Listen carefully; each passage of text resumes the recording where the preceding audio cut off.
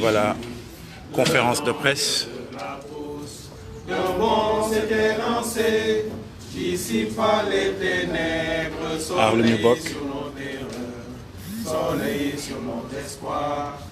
Debout frères, voici l'Afrique rassemblée, fibre de mon cœur vert, épaule contre épaule, mais plus que frères, Sénégalais debout, unissons la mer et les sources, unissons la steppe et la forêt, salut l'Afrique mère. Voilà, conférence de presse Arlu New Bok, ce jour, mercredi, voilà, 7 juillet 2019.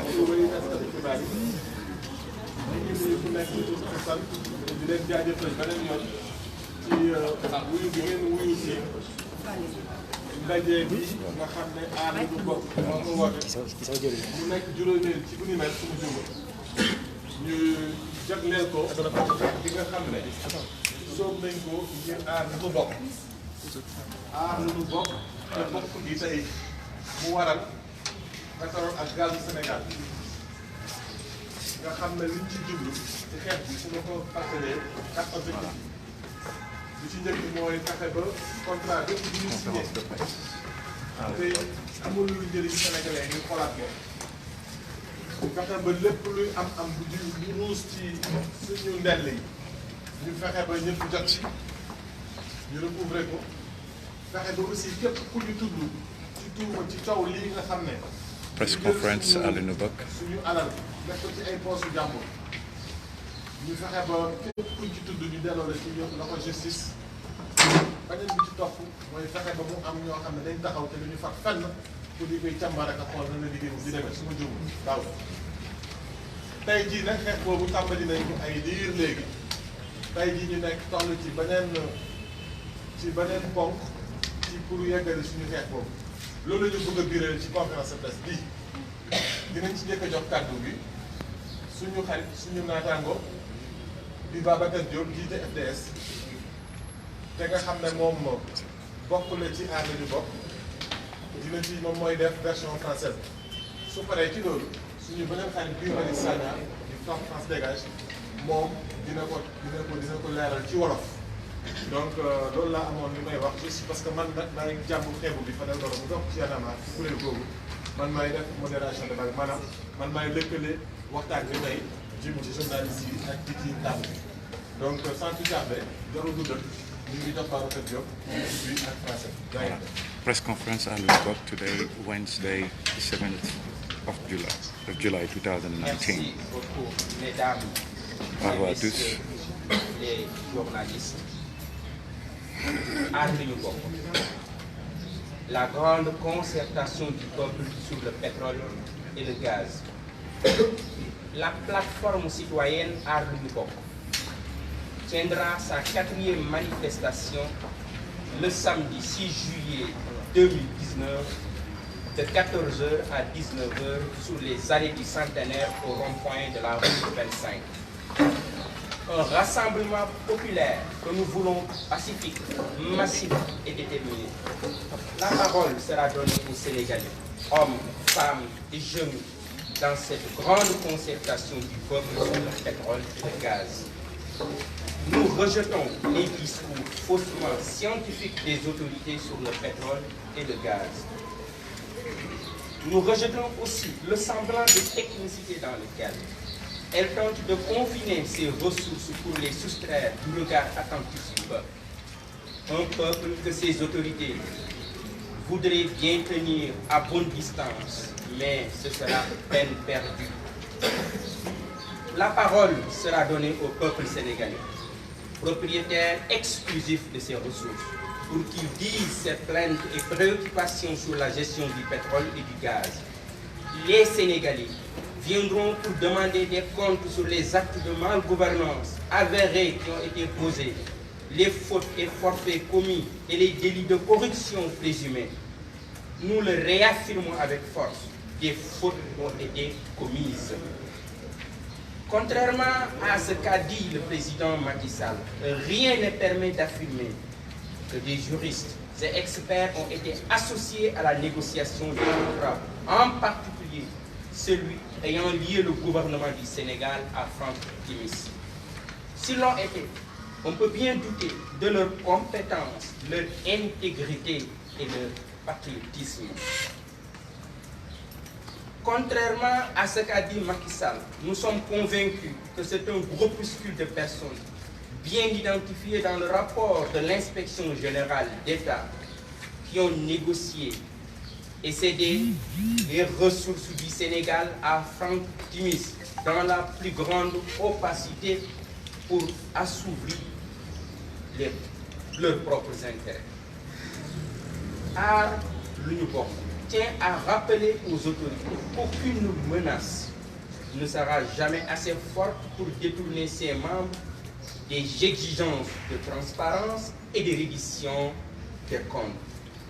Aucune manœuvre, qu'elle vienne des autorités ou de leur groupuscule de jeunes se disant défenseurs d'une république qu'ils ont fini de privatiser, ne pourra nous divertir de nos exigences qui hier comme aujourd'hui se résument en quelques demandes simples mais impossibles à esquiver. 1. Identifier, poursuivre, juger et sanctionner tous ceux qui se sont rendus coupables d'actes délictuels sur la gestion du pétrole et du gaz. 2. Rechercher, recouvrer et rapatrier sans condition les avoirs spoliés. 3. Annuler tous les contrats signés en violation totale de la Constitution et du Code pétrolier du Sénégal. 4. Mettre en place des mécanismes consensuels et stables de gestion durable et transparente des ressources naturelles du Sénégal, en particulier le pétrole et le gaz. Pendant que nous nous mobiliserons à Dakar, des milliers d'autres Sénégalais se réuniront dans plusieurs régions du Sénégal, Saint-Louis, Louga, Ziguinchor, Thiès, sous la coordination des plateformes départementales Aar Lu Ñu Bokk qui fleurissent partout dans le pays avec une rapidité inédite. Le même élan est aussi noté dans la diaspora, en France, en Espagne, au Canada, aux États-Unis, en Grande-Bretagne, en Australie. Les Sénégalais se mobiliseront pour exiger la restitution de leurs biens spoliés. Aar Lu Ñu Bokk invite tous les compatriotes dans les départements qui n'ont pas encore mis en place des cellules à s'unir dans le respect de la diversité des différentes familles d'acteurs afin de monter des structures ouvertes, inclusives et démocratiques. La plateforme tient à rappeler au préfet de Dakar que tout arrêté d'interdiction de son rassemblement sous quelque motif que ce soit sera rejeté. Nous prenons l'opinion nationale et internationale à témoin. Aucun sabotage ne sera plus toléré. Nous comprenons ces manœuvres et ces manipulations. Elles seront vaines. Il a choisi d'être le préfet d'un clan et d'un homme. Nous avons choisi de défendre les droits constitutionnels inaliénables du peuple sénégalais.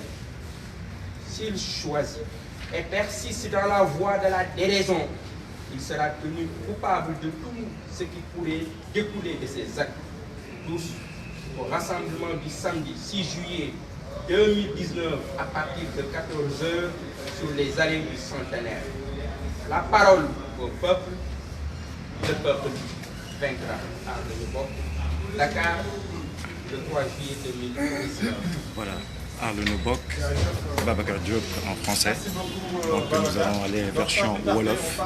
We're gonna have the Wolof version press conference today, Aar Lu Ñu Bokk, on Wednesday, 7th of July 2019. The platform is getting ready for the march on Saturday. Donc marche, voilà, de la plateforme le samedi. Bravo à tous les patriotes worldwide. Le combat continue. Voilà. Voilà. jërëjëf Fadel mbokk yi ñu ngi leen di nuyu yéen ñëpp ci seen tur ak seen sant rawatina suñuy mbokk taskatu xibaar yi nga xam ne ñoo wuyu ci suñu invitation. mbootaay bu ñuy woowee Aar Li Nu Bokk mooy woote pencum askanu Sénégal ci pétrole ak gaz. Aar Li Nu Bokk dina amal ñeenteelu manifestation woon samedi bii di ñëw juróom-benn fan ci weeru sulet diggante tisbaar ak timis ci allée du Centenaire fële ca rond-point di nekk wetu rue 25. ñu ngi woo askanu Sénégal ci sëpp ci ndaje boobu ndaje bi nga xam ne ndaje jàmm la ndaje boo xam ne bëgg nañ mag ak ndaw góor ak jigéen ñépp ñëw fekkee ko ndaxte kat ca ndaje boobu Aar Li Nu Bokk dina jox kàddu gi askanu Sénégal mag ak ndaw góor ak jigéen ci pencum askanu Sénégal googu ci wàllu pétrole ak gaz. li nga xam ne kilifa yi door nañ ko wax ngir jéem a lëndëmal xelu askan wi ngir jéem a gëmloo askan wi ne mbiru pétrole ak gaz képp ku amul xam-xam bu màcc ci fànn googu mënoo caa wax. Aar Li Nu Bokk dàq na gis-gis boobu di wax askan wi ne mbirum gaz ak mbirum pétrole am na solo goo xam ne mënuñu ko rek dénk ñi nga xam ne seen njàng dafa màcc ci loolu. mu ngi mel ni nga wax ci wàllu njàng ak wér-gu-yaram docteur ak jàngalekat rek moo ci war a wax askan wi amul lu mu ciy wax. ñu ngi itam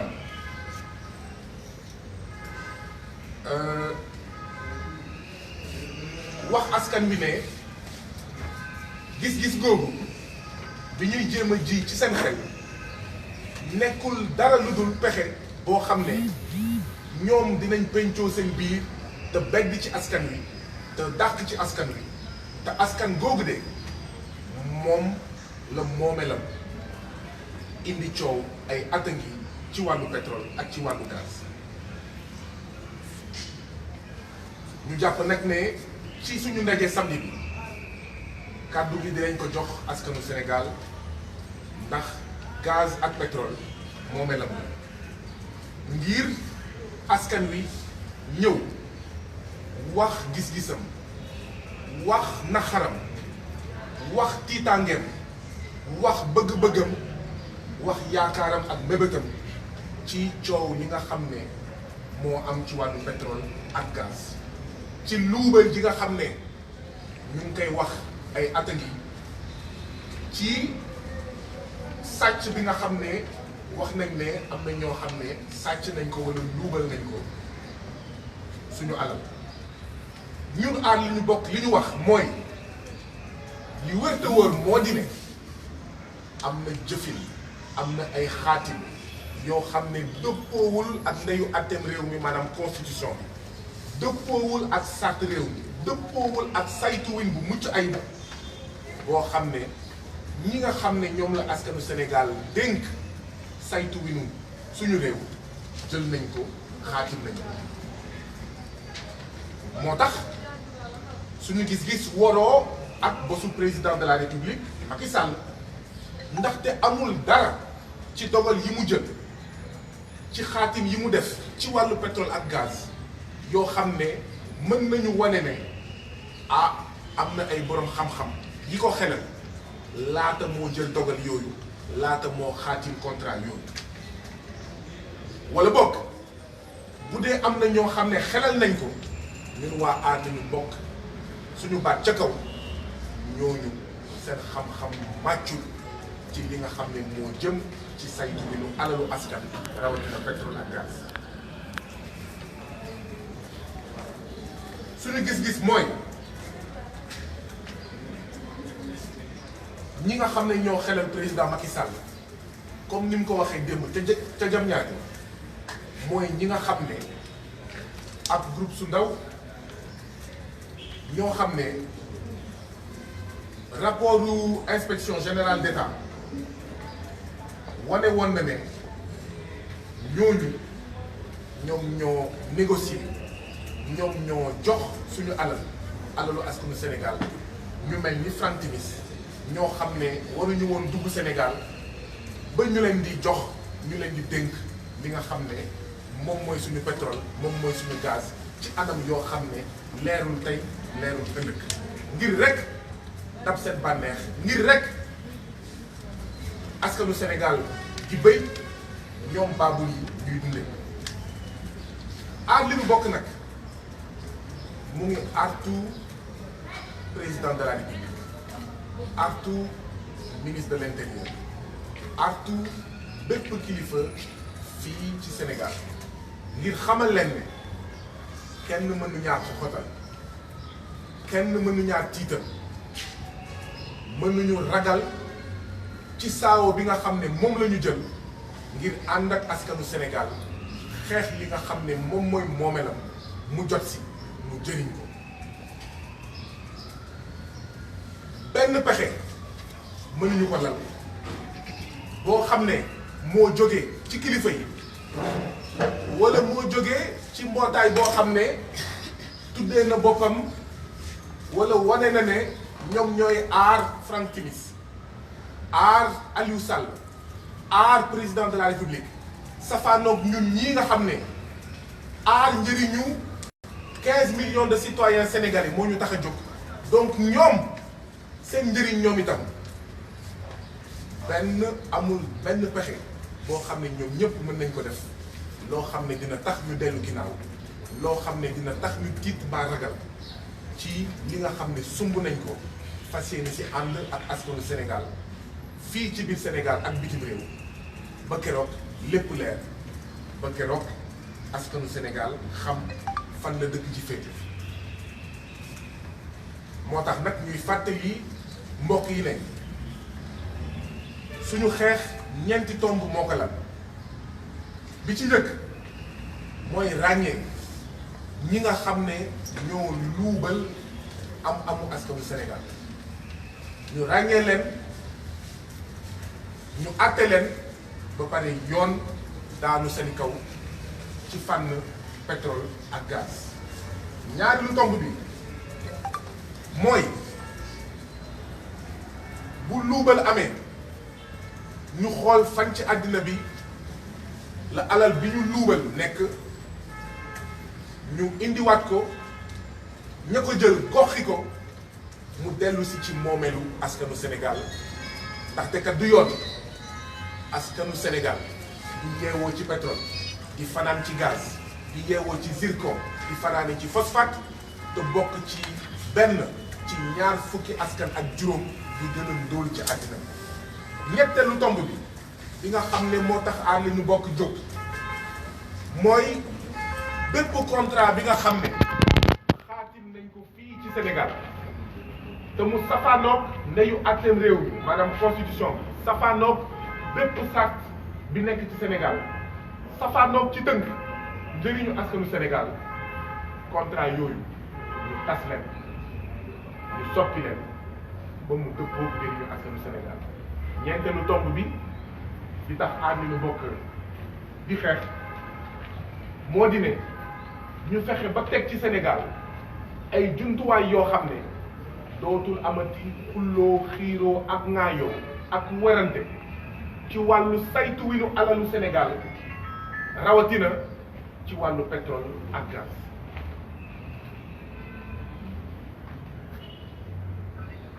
ñun aar li nu bokk am nañ mbégte yëgal leen ne ni mu nar a amee ab manifestation samedi ci wàllu pétrole ak gaz noonu la nar a amee ay junni ak ay junni citoyens yu Sénégal suñuy mbokk ca Saint-Louis ca Louga ca Thiès ca Tivaouane ca Mbacké ca Ziguinchor ak ñoom seen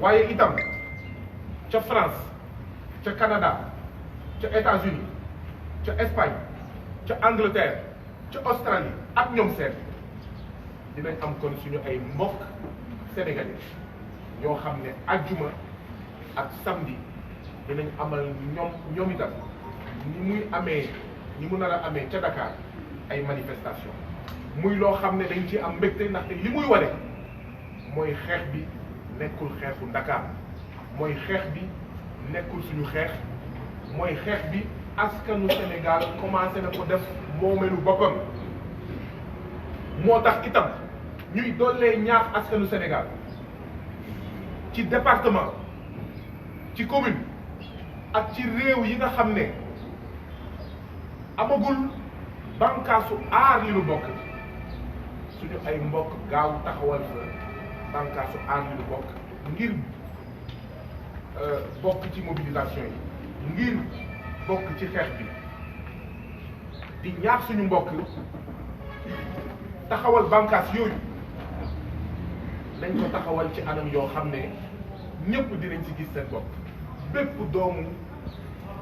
doomu Sénégal dinañ ci gis boppam moo xam mu ngi ci mbootaay moo xam bokkul ci mbootaay moo xam mu ngi ci société civile moo xam bokkul ci société civile moo xam mu ngi bokk ci parti politique ñëpp mën nañ bokk aar li ñu bokk mu ngi leen di tàllal loxo donc bu ñu féewalee aar li ñu bokk bu ñu dàq kenn ci aar li ñu bokk ñëpp nañ ci dugg ñëpp nañ ci bokk li am solo rek mooy ñeenti tomb yi nga xam ne moo ñu tax a jóg mu fekk ne aar li ñu bokk yooyu bànqaas yooyu ci ñeenti tomb yooyu lañ ko taxawalee waaye itam nañu fekk rek ne nañu taxawal mbootaay yooyu ci démocratie aar li ñu bokk nag mu ngi fàttali préfet bu Dakar ak bépp préfet boo xam ne mën na am taxawaayu préfet bu Dakar ne ñun aar li ñu bokk du ñu nangu bépp dogal boo xam ne day tere suñu manifestation duñ ko nangu tey duñ ko nangu ëllëg moo xam fu muy mun ci jëlee lay pour tere ko waaye mu tere ko dinañ manifester samedi mu nangu ko dinañ manifester samedi ñu ngi artu itam ñi nga xam ne ñoom ñooy suñu mbokk yi nekk ci réew mi waaye itam suñuy xarit ak suñuy mbokk yu nekk au niveau international ne kat aar li ñu bokk dootul nangu li nga xam ne moo xew ba tey mooy woote ñetti manifestation ñaari ñu tere ko benn bi sax dañ ko nangu waaye ñetti waxtu wala ñeenti waxtu balaa manifestation bi lañ ko nangu ngir rek bañ askanu Sénégal génn ngir rek fexe ba lëndëmal xelu askanu Sénégal ndax dinañ ko tere ndax duñ ko tere loolu dootuñu ko nangu loolu dafa doy xam nañ nag lan moo waral pexe yooyu nga xam ne préfet bu Dakar ak yeneen kilifa ñu ngi koy lal bi nga xam ne taxawal nañ aar li ñu bokk ak léegi du dara lu dul tiitaange du dara lu dul Sénégal ak àddina bi gis ne li ëpp ci askan bi dañoo sonn dañoo damm dañoo tay ci saytuwin boo xam ne muccul ayib ci saytuwin boo xam ne dëppoowul ak njëriñu askanu Sénégal préfet bu Dakar nag bu dee dafa nar a tere suñu manifestation ñu ngi koy artu lépp li nga xam ne moo nar a xew samedi lu mën ci xew ñun dinañ ñëw manifester ci jàmm ak salaam lu mën ci xew bu yóbboo nga xam ne Sénégal nga xam ne àddina si sépp na xam ne amul benn responsable bu dul préfet bu Dakar moo tax nag ñu ngi delloo ñaax askanu Sénégal mu génn samedi ñëw ci manifestation bi ci jàmm ak salaam dellu ci jàmm ak salaam ci arrêt du Centenaire jërë ngeen jëf. Voilà. jërëjëf. conférence de presse Guy Marius Sagna. aar li ñu bokk. di fàttali rek ne ci département ak région yi mu cité sama jumla waa Guédiawaye aussi. Guédiawaye déposé nañ pour manifester samedi Pikine aussi déposé nañu pour manifester alxamis donc ci biir région de Dakar ci boppam am na fi ay manifestation yu jëfandikoo yu naan lépp rek nag dans le respect des lois de règlement comme ak ñun dans la non-violence comme ni ñu def ñu ko mën a defee que suñu constitution permettre de donc sans plus tarder mesdames et messieurs chers ex-confrères et consoeurs on va passer au jeu de questions-réponses. Voilà. Nous attendons la question des journalistes. The press will ask questions to the platform. So the platform is going to take the questions for them to answer them. Voilà, donc les journalistes se préparent. Donc les questions vont être posées à la plateforme et la plateforme va pouvoir répondre. Donc voilà, l'appel a été lancé. Alors, vous l'avez dit tout à l'heure, quelle que soit la décision du préfet, vous allez marcher le samedi. Est-ce que vous n'avez pas peur que le Sénégal subisse le même sort que les autres pays africains, les autres pays africains pétroliers? Si vous forcez la chose, peut-être qu'il y aura des problèmes avec le peuple qui va sortir. Est-ce que vous n'avez pas peur que le Sénégal subisse le même sort? Nous, à Bokk.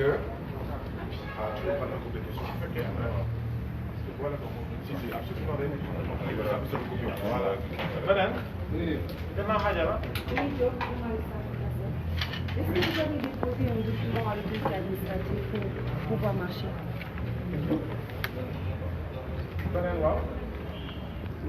Khalifa Diarra de Rufisque. On peut ne pas suivre, mais je n'ai pas entendu l'explication. Le vendredi passé au samedi. Et la deuxième question, c'est que l'arrêté du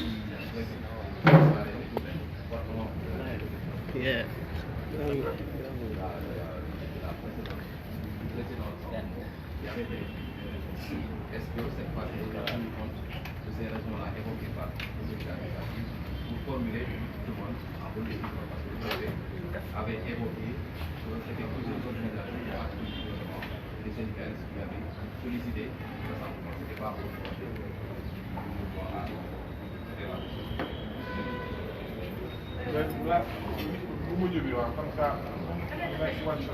Déjà, la première question, c'est la même par rapport au changement. Maintenant, vous avez parlé aussi des manifestations.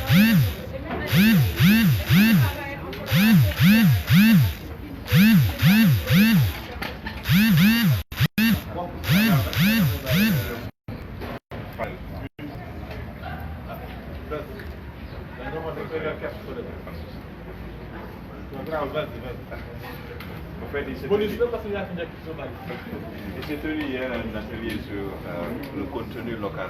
Est-ce que vous y avez pris part?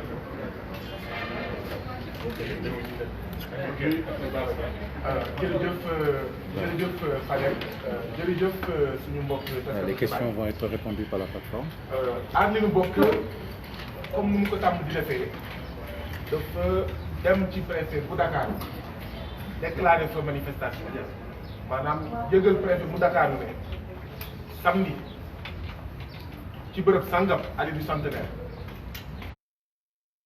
ca waxtu sangam diggante 14h ba 19h bëgg nañ amal manifestation pacifique ci jàmm ak salaam donc li nga xam ne yoon moo ñu ko imposé ginnaaw bi nga xam ne constitution moo may sañ-sañ askanu Sénégal mu manifester ñun suñu wàll def nañ ko ba mu mën sëkk déposé nañ à temps respecté nañ délai ca altine la ñu déposé manifestation bi samedi la donc xam ngeen ne le délai des 3 jours francs respecté nañ ko 3 signataires donc ñun suñu wàll def nañ ko benn te loolu la ñu yàgg def loolu la ñu mës a def mësuñu manifester te déposé wuñu benn ñaareel bi mooy ñun Arlene Bokk mbootaayu jàmm lañu jàmm moo ñu tax a jóg jéego yu ñu jot a dox ku mu doyul ci ne jàmm moo ñu tax a jóg dara dootu la doy damay fàttali ne manifestation ajjuma bële passé bi ñu jëlee dogal ne dañuy dem fekki suñu mbokk syndicalistes yi dañoo waaxu dem seeti préfet ñu xamal ko ne manifestation ñun bu ñu déposé woon moom bu autorisé bosu syndicalistes yi ñun suñu bos dañ koy fomm dem fekki syndicalistes yi préfet moo toog ñun ñu toog ñu ko koy wax muy dégg li mu def après lu ko neex la waaye ñun alxames ci suba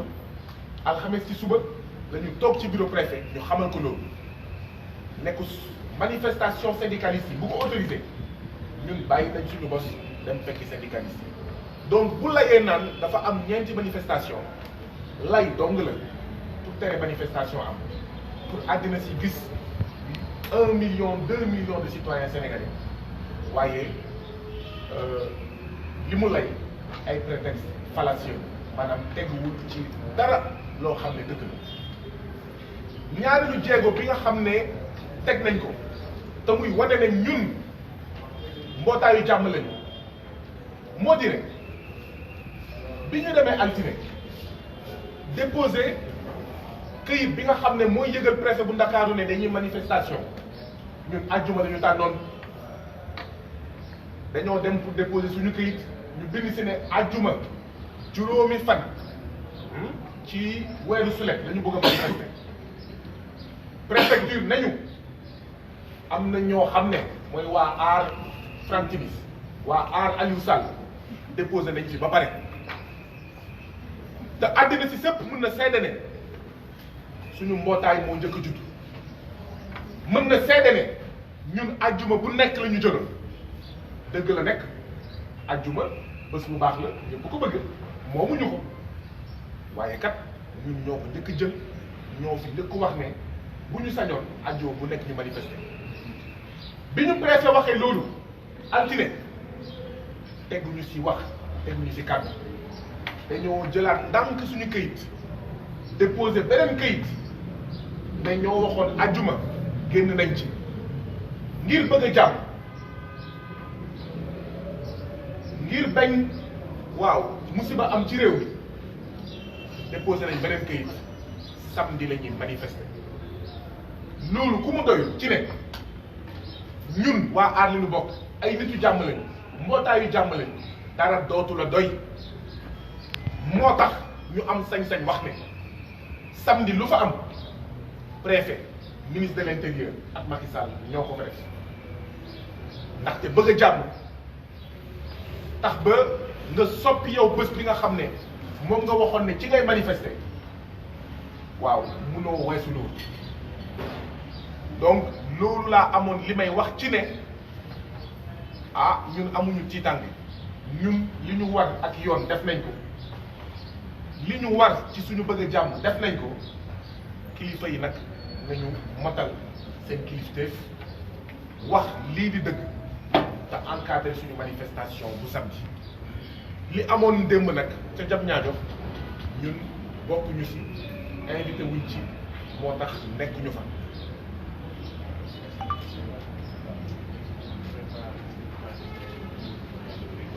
mooy li may wax mooy li ma doon wax sànq rek lu am samedi ñoom ñoo ko fa def donc nañu xool ndeyu mbir mi mooy coow am na Sénégal ay at a ngi coow loolu nekkul di fay day yokk ayi bés ak ayi bés ñun dañoo bëgg coow loolu ñu leeral ko dañoo bëgg mbir mi nday leer dañoo bëgg bu dee am na lu ñu luubal ña ko luubal nañu na yoon daanu seen kaw ñu goxi ko mu dellu ci moomeelu askanu Sénégal si jàmm ak salaam nag léegi nag constitution may nañu sañ-sañ ñu manifester du ñu nangu nag ñuy jalgati li nga xam ne constitution moo ñu ko may ñu koy jalgati ba pare ñu toog di seetaan am na foo xam ne nag bëgguñu fa egg duñ ko nangu tey duñ ko nangu ëllëg léegi nag aar li ñu bokk moo wax askanu Sénégal fépp fu askanu Sénégal nekk fépp fu citoyen Sénégal nekk ci Sénégal ak bitim réew ñu ngi leen di ñaax ngeen taxawal ay bànkaasu aar li ñu bokk maanaam ay kuréelu aar li ñu bokk donc na département yi ñeent fukki département ak juróomi téeméeri communes yu nekk ci Sénégal nañu taxawal ay bànqaasu aar li ñu bokk. moo tax bu mu jaaxal kenn bu dee Pikine ak Guédiawaye Thiès ak Tivaouane Louga ak Mbacké Saint-Louis ak Ziguinchor Espagne ak Canada États-Unis ak feneen nar a manifester samedi ajjuma ak samedi te li ñuy ñaan mooy ay bés bii di ñëw ñeent fukki département ak juróom yépp mu daj mu am ay drapeau aar li ñu bokk mu am ay manifestation aar li ñu bokk donc effectivement benn mbootaay la mbootaayu aar li ñu bokk boo xam ne dafa am comité de pilotage national waaye itam am ay banqaas ci département yi fas yéene taxawal aar li ñu bokk ci bépp département ci bépp commune ak ci bépp réew boo xam ne doomu Sénégal mu ngi fay yeewoo jërë ngeen jëf. Voilà. Fin de la conférence de presse. Donc, la version française, en français, va venir. Aar li ñu bokk ce jour, mercredi 7 juillet 2019. La première question de Madame Adjara. Il faut reconnaître que nous n'avons pas décidé de braver l'interdiction du préfet. C'est le préfet de Dakar lui-même qui a choisi, qui a décidé de braver la loi, de ne pas respecter la constitution de notre pays. Et le droit de manifestation est garanti par notre constitution. Vous les journalistes, vous-même, vous savez que le préfet de Dakar ne respecte pas la loi. Les Sénégalais savent que le préfet de Dakar ne respecte pas la loi. Nous le savons. Dès lors que lui, il ne respecte pas la loi, il devient un hors-la-loi. Que faire devant une telle situation? Que faire devant une telle situation? Devant toute oppression, je pense que la lutte, la résistance et la désobéissance pour retrouver la liberté et la dignité deviennent des droits et des devoirs imprescriptibles. Voilà notre ligne. Ce que nous demandons au préfet de Dakar, c'est de respecter la loi. Vous savez, une constitution politique doit respecter certains principes de justice universelle consacrés par les conventions internationales pour qu'elle devienne une constitution démocratique. L'Assemblée constituante qui élabore une constitution. Mais après l'élaboration de cette constitution, l'Assemblée législative qui vote les lois doit voter des lois conformes à la Constitution, conformes à l'esprit de la Constitution. Après, les tribunaux qui rendent des verdicts doivent rendre des verdicts conformes aux lois votées par l'Assemblée nationale et à la Constitution. Et l'autorité administrative qui prend un arrêté doit prendre un arrêté conforme aux lois. Si le préfet ne respecte pas la loi, nous lui avons demandé de respecter la loi. Si le vendredi prochain, le samedi prochain, le préfet de Dakar ne respecte pas la loi, nous prendrons ce que nous donne notre constitution, nous manifesterons.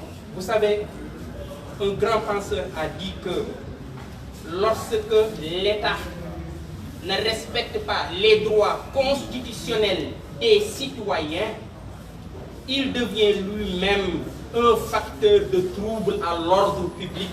Le premier facteur de trouble à l'ordre public au Sénégal s'appelle Monsieur le préfet de Dakar.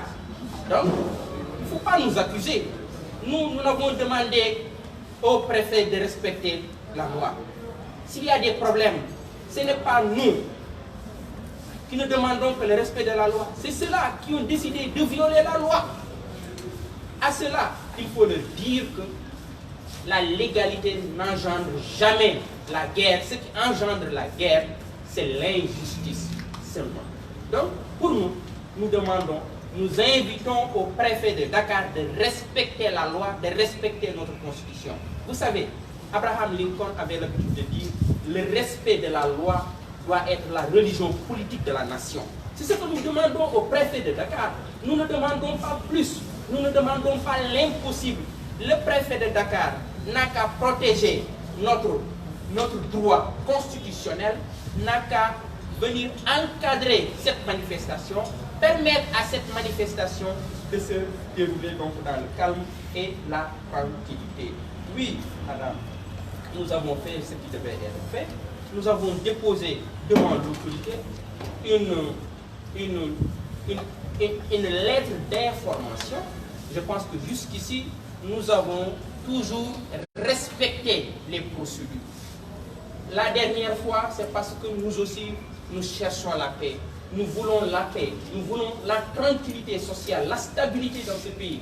Nous sommes très responsables, plus responsables que le préfet de Dakar, plus responsables que ceux qui nous ont amenés dans cette situation. C'est pourquoi nous avons décidé de manière sage de reporter notre manifestation. Pourquoi les manifestations dans et à travers l'intérieur du pays et dans la diaspora? Aar Lu Ñu Bokk est un mot d'ordre qui rassemble différentes organisations, différents mouvements, différentes plateformes au nom simplement de la lutte contre la corruption et la transparence dans la gestion du pétrole. Toutes les autres revendications portées par les autres mouvements à l'intérieur du pays qui exigent la transparence sur le pétrole sont membres de Aar Lu Ñu Bokk. C'est cela qu'il faut le comprendre. Nous essayons simplement de fédérer les différents mouvements, les différentes organisations qui luttent pour la transparence dans la gestion simplement du pétrole. Et toutes les autres manifestations à l'intérieur du pays, dans la diaspora, Aar Lu Ñu Bokk encourage ces manifestations et avec ces manifestations, travaille donc avec ces manifestations. Pourquoi nous avons décidé de déplacer nos manifestations du vendredi à samedi? De pitoyables faquins ont décidé de manœuvrer pour non pas défendre leur pays, mais défendre un clan, défendre une famille. Je suis désolé. Aujourd'hui, ce que nous vivons au Sénégal, c'est la berlusconisation de notre pays. Une famille qui contrôle le pouvoir local, une famille qui contrôle le pouvoir central, une famille qui veut aujourd'hui contrôler les ressources de notre pays. C'est cette berlusconisation que nous défendons. Ce groupe de faquins, au lieu d'être membre de Aar Lu Ñu Bokk, défendre les ressources, a choisi de défendre Franck Timis et de défendre Aliou Sall. Mais nous voulons la tranquillité, la paix sociale. Nous leur laissons le vendredi, mais de grâce que le préfet de Dakar puisse venir le samedi, protéger notre manifestation, encadrer notre manifestation, nous permettre de faire cette manifestation dans la paix. Merci. Je crois que Babacar a fait une question. Donc ainsi, mesdames et messieurs, cette conférence. Voilà. Fin de la conférence de presse. Voilà. Fin de la conférence de presse Aar Lu Ñu Bokk. Ce jour, voilà, mercredi 7 juillet. Donc nous allons faire l'hymne national.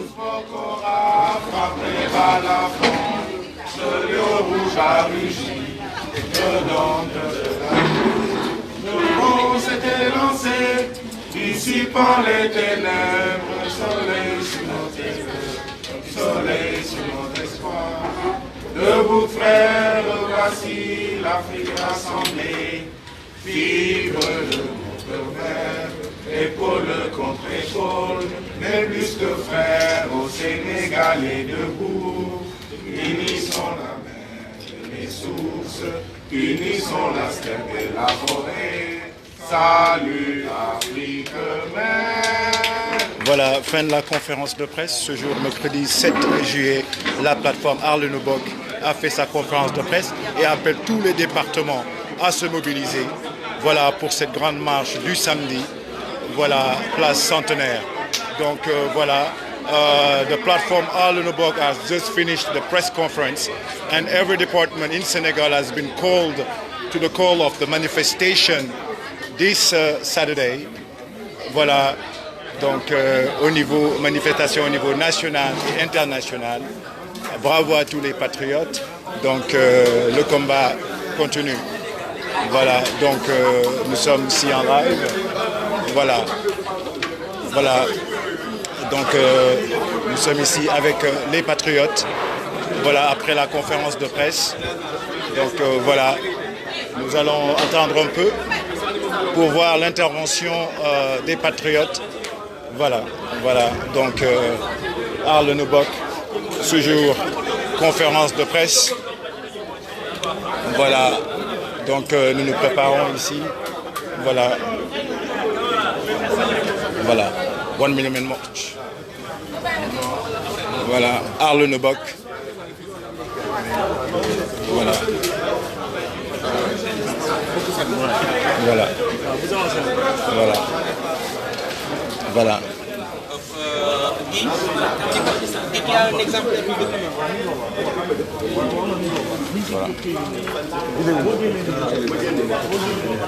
voilà. Donc voilà. Donc voilà, les patriotes se préparent pour les interviews avec les différents groupes de presse. Voilà. Nous rappelons que toujours voilà. dans cette dynamique. Voilà. Appelé au niveau du rond-point Centenaire, mais également partout dans la diaspora et aussi au niveau du Sénégal. Sortons, mobilisons-nous et exigeons que la lumière soit faite pour nos ressources naturelles. Et wassalam. Merci camarade, merci. Kaddu nice na.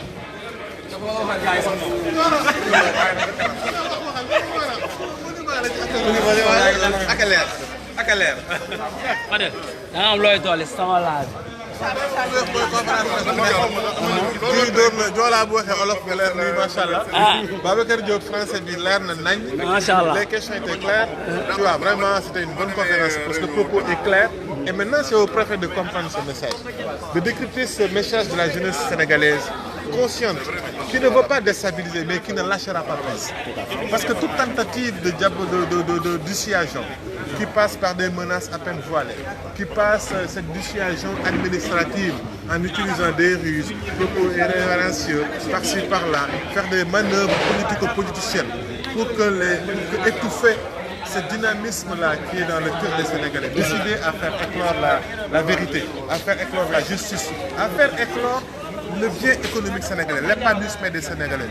Tous ces gens, tous ces voleurs, tous ces pilleurs, qu'ils soient rangés de côté et que le Sénégalais se retrouve avec lui-même, tel que l'a voulu comme Cheikh Anta Diop, tel que l'a voulu Mamadou Dia. Ce Sénégal-là existe. Et cette jeunesse qui s'exprime aujourd'hui représente ce Sénégal-là. Il ne lâche pas prise. Nous avons pris le drapeau et nous l'amènerons très loin. Ce n'est pas des petits préfets, ce n'est pas des petites autorités, ce n'est pas des petits politiciens qui vont nous arrêter. Parce que l'ambition est plus grande que leur propre personne. Il s'agit du Sénégal. Et du Sénégal et des Sénégalais. Et pour ça, nous ne lâcherons pas prise. Donc voilà, ce qu'il faut dire encore et réitérer, c'est d'encourager cette dynamique, ce que font tous ces Sénégalais partout dans la diaspora et dans les coins et recoins du pays, jusqu'à Satewali. Les jeunes, les associations s'organisent pour Al-Lunobok, pour défendre l'union. Alors c'est ça qu'il faut encourager. Il ne faut pas rester chez soi et dire ah gars, ils vont se battre. Donc nous, on regarde à la galère. Non, il faut venir faire partie. Il faut être partie prenante, il faut être la locomotive de cette lutte. Sortez nombreux, sortez derrière les claviers, derrière les ordinateurs, derrière les écrans et venez samedi dans la paix, dans la non-violence, comme nous avons l'habitude de le faire, nous exprimer pour que le Sénégal reste un pays grand. Ce sera ce samedi, pas cette fois-ci un vendredi. Donc tranquillement, les gens peuvent vaquer tranquillement le matin à leurs occupations et venir à 14h, même en famille s'il le faut, et venir communier pour défendre ce Sénégal qui peut être un pays grand. Mais il faut que ce Sénégal-là aussi sorte des experts qui ne sont là pour le porte. Merci beaucoup, Fadel. Merci. Merci. Madame Diop, Madame Diop. Madame Diop apparemment ay góor ñoo doon wax depuis sànq ba léegi ci live ñu ngi may laaj xanaa jigéen duñ dugg et tout donc xanaa di nga leen défendre au moins quoi nga taxawal leen sauver l'honneur au moins. yónnee naa la message. waaw jigéen ñaa ngi fi jigéen ñaa ngi ci xeex. mais bëgg nañ jigéen ñi nag gën a ñëw. parce que comme ni ko Fadel waxee léegi rek yooyu ñuy xeex ñëpp la concerne. voilà ñu bëggoon nag vraiment jigéen ñi quand même nga xam ne bu politique jotee bu voté jotee bu militantisme ak yooyu elles sont très actives. fa ñuy waxee am solo yi ñu gën fa taxaw. parce que bu ndool amee ñoo koy njëkk a yëg mais bu bànneex amee tamit ñoo koy njëkk a yëg kon boog ñuy ñaax bu baax jigéen ñi ñu xam ne que lii ñuy xeex am nañ ci wàll ci xeex bi am nañu wàll ca bu amee njëriñ wante tamit dinañ jot bu baax a baax bu métti kon boog nañu ñëw bokk bu baax ci xeex bi. ñoo bokk waaw kay léegi démb dañoo seen suñu yaay suñu jigéen ñi yi dëkk Pikine ñoom démb ñu doon def toogaay ñaxtu ne ñoom foofu la ñu koy noonu lañ koy téye def ci grève de la faim je pense toogaay ñaxtu benn place ci benn béréb ñooñu la leen di wax tey ji bu ñu ñëwoon bokk ci kii loolu APR lañ bokk de kii de ñooñu defe naa ne ay waa APR lañ mu am ñu bëgg a gis Macky Sall te mënuñu koo gis kooku bokkul ak li ñuy xeex fii li ñuy xeex mooy li nekk ci suuf si ñëpp a war ci jot ñenn rek jot ñi ci des jotuñu ñooñu daal ñooñu seen xeex ak suñu xeex du benn dëgg yàlla sàmm suñu waaw donc voilà léegi moo nekkoon loolu madame Diop ngeen amoon ñu koy wax madame Bonané je pense que ni wax ji kàddu yi rafet na léegi man maa yóbbante sama maire yooyu noonu démb dëkk Pikine nga xam man ak ñoom ma dégg dem naa désobéissance deviennent des droits et des devoirs imprescriptibles. Que faire devant l'injustice? Que faire devant l'oppression? Que faire devant l'inégalité devant la loi? Que faire devant la situation où les gardiens de la loi, ceux-là qui devaient protéger la loi, si ceux-là abandonnent leur rôle et choisissent délibérément de violer la loi? Que faire, madame, devant une telle situation? Je pense que nous sommes obligés de défendre notre droit garanti par la Constitution et parce que c'est le préfet de Dakar qui a bravé les lois. Voilà, qui a décidé. Arle Nu Bokk, voilà donc manifestation le samedi. Les Sénégalais sont appelés au niveau national et international. Bravo à tous, le combat continue. Arle Nu Bokk, conférence de presse ce jour, 3 juillet 2019. Bravo à tous, merci.